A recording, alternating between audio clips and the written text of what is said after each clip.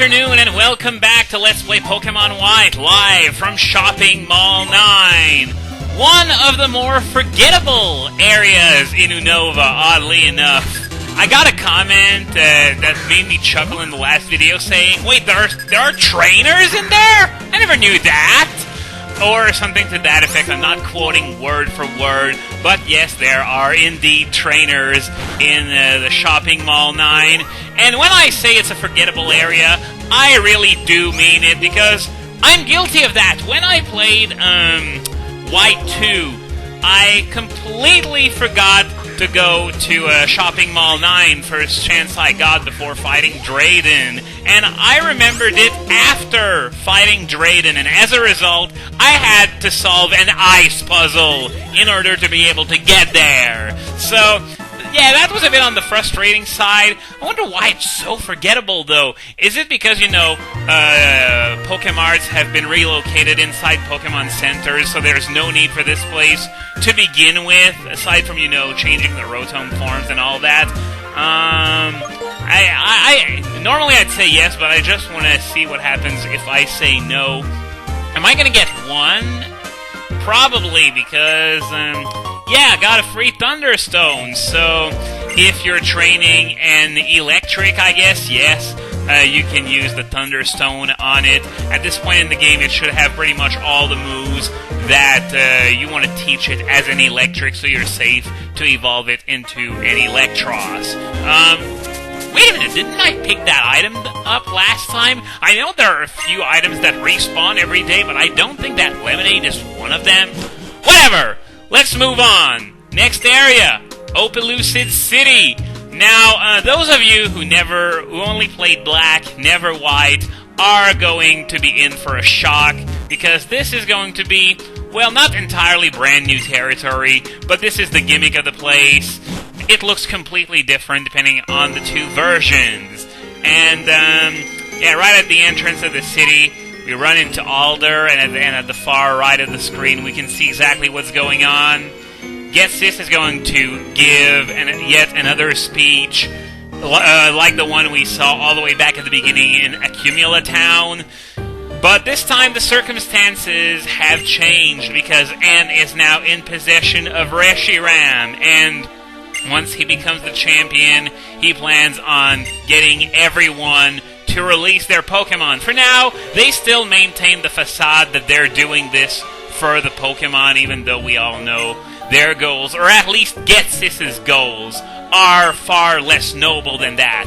But I gotta say, for a game that's aimed primarily at children, by those standards, Ghetsis is a pretty good public speaker. Of course, he's not Barack Obama, but nonetheless, if he really intended to have people release their Pokemon for good motives, this is exactly the way he would speak, which is part of why he's so threatening, because he knows how to play with people's hearts, and as a result, you see that the people of Opelucid are starting to wonder whether it would be a good idea or not to release their Pokemon, even though people and Pokemon have been around together for forever. And one of the NPCs in Opelucid in Black and White 2 sums up the situation pretty much perfectly by saying, not in these exact words, but they were a crock of shit, but at least it got us to rethink our relationship with Pokemon and how we could make it better. So anyway, at the right of the screen, you recognize Iris from way back in Castelia City, and with her is the other gym leader of Opelucid City, Drayden. Which one you fight, of course, depends on the version, like everything else in this town. Capturing a Pokemon in a Pokeball doesn't mean you've captured his heart. I don't know about that, because before being captured, they resist with everything they got, but the second they're captured, they're willing to fight to the death for you without even, a transition period, even though, there's the happiness mechanic and all that.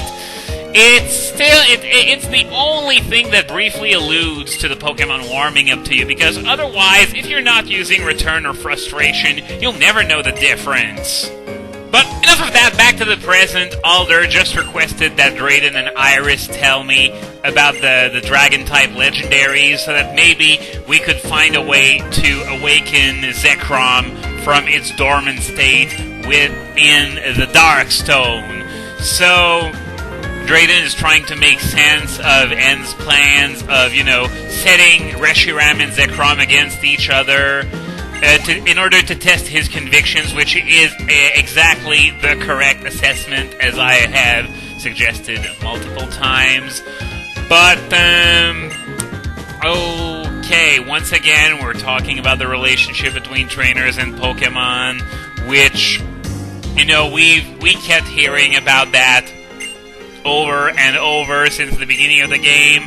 But it's slowly coming to an end. The main game, we're pretty late in the main game now, and after all that, we're gonna be pretty much free of that banter, as far as I remember, at the very least. So, Alder is going to head back to the Pokemon League to play his role as champion once more, because he is one of two obstacles separating Team Plasma from total domination of the Unova region. So, we are going to go to Drayden's house, and man, I just can't get over how gorgeous this city is in white, and how gorgeous the music is too. So, no, rather than explaining it, just listen to that.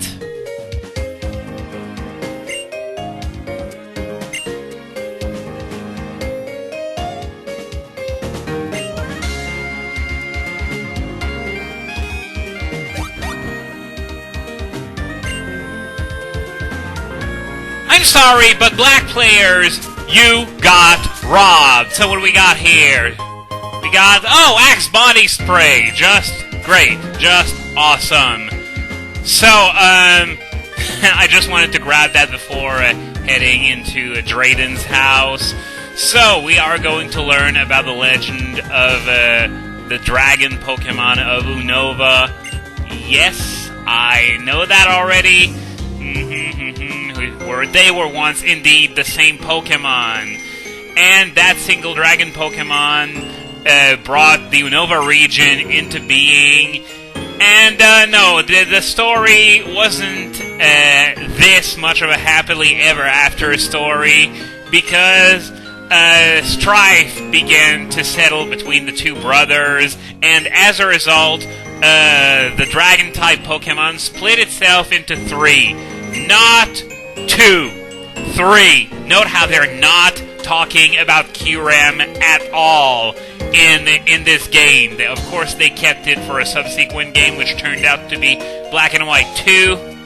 But anyway, Reshiram went with the brother who saw the truth, and Zekrom went with the brother who sought ideals, leaving an empty shell known as Kyurem behind. But that is not relevant for the time being, even though those two myths are sort of conflicting when you look at it a certain way. When I say these two myths, I'm talking about the other one according to which Kyurem came from space. But does that mean that it was the original dragon comprised of all three dragons that came from space?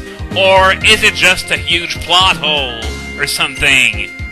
I mean, that story of Kyurem coming from space was even alluded to in Black and White 2, so I really don't know.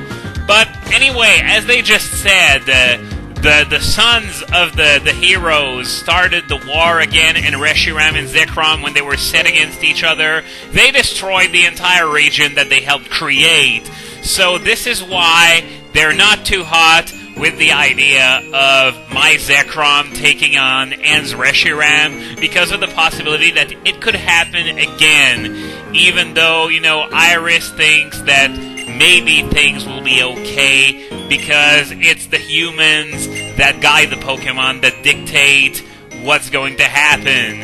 After all, there's not 1 ounce of malice inside either N or my own avatar, I guess. So, unfortunately, they don't know how to wake up Zekrom, so this is something that we're going to have to deal with when the time comes. So, We're going to have to obtain the last badge, and we're going to be fighting Iris for it. As I said, Drayden is fought in black only, but don't worry, we are going to fight Drayden somewhere down the road. Definitely. So, other than that, there are a few things that I would like to show you. I'm going to show you guys around Opelucid City, because there are a few things of interest. Okay, this woman here says she's coaching Iris, but even when she first came here, she was already better than this nameless woman. So this is, I guess you could say, it's sort of foreshadowing her role in Black and White 2, even though I think most of us were flabbergasted when we learned about it. So, the Float Stone, not a very useful item, since all it does is reduce the damage done by Grass Knot and Low Kick.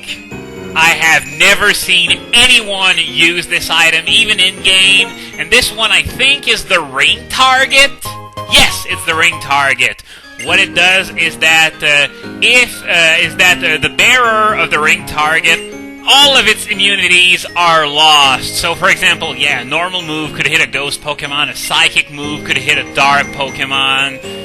And yes, using this item is tough. In fact, it should only be used in combination with Trick. And even there, it's just not a very good item at all to use with Trick. If you're going to use something like that, the Black Sludge, depending on the target, of course, or the Iron Ball would be a lot better.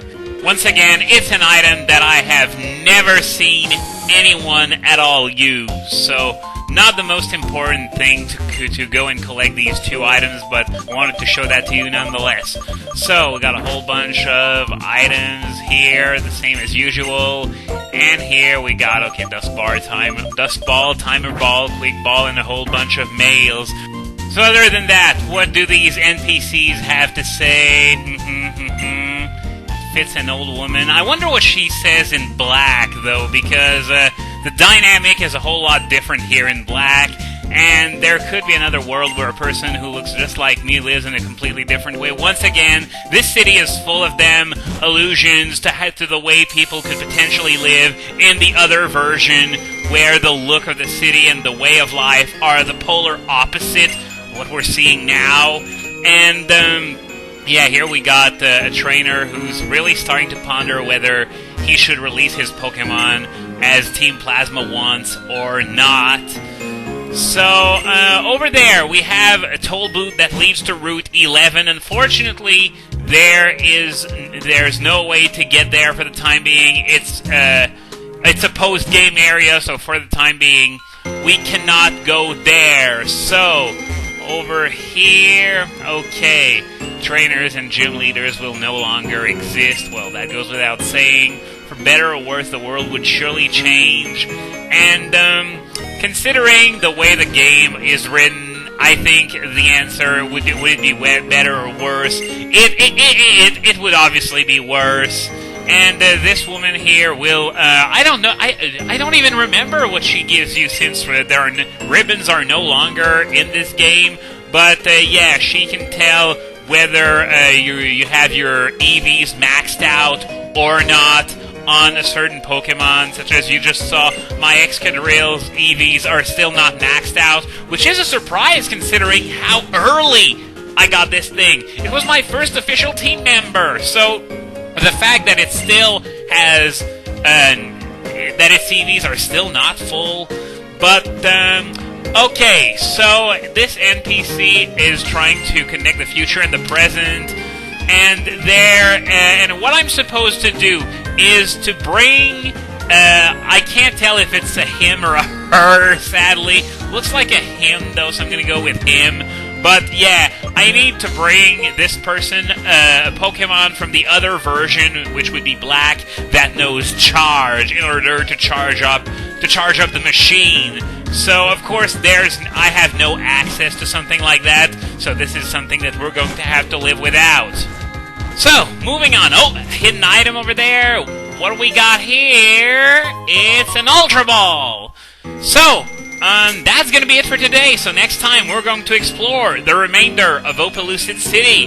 and then move on to an area with equally excellent music, that is Route 10, in order to train a bit more before fighting Iris.